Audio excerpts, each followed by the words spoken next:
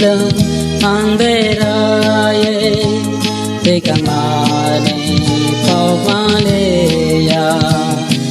thagay ang hangsa lengi ang tay Himalaya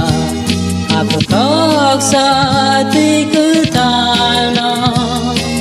kanay rekaano makalpyagay na'y saynoka matangay sa Jesu na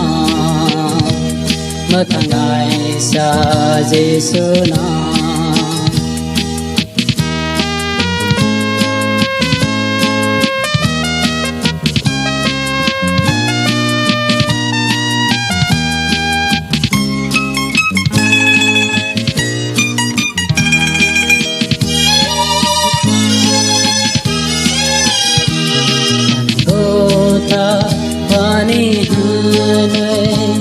Saitan bersepen longane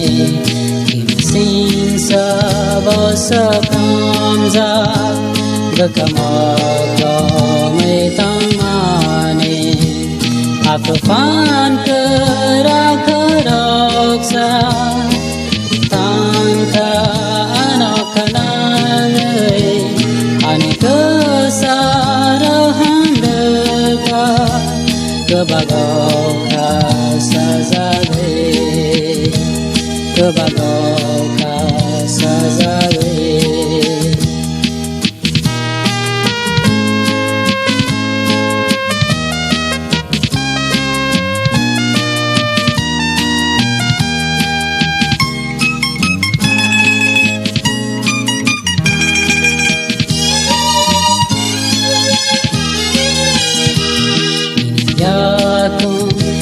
kesana bini oleh ning kesana re ano punuga wana den kanai sawa aku anak nuiraka kalbari ni Krishna ani bagi matangkayo go ana matangkayo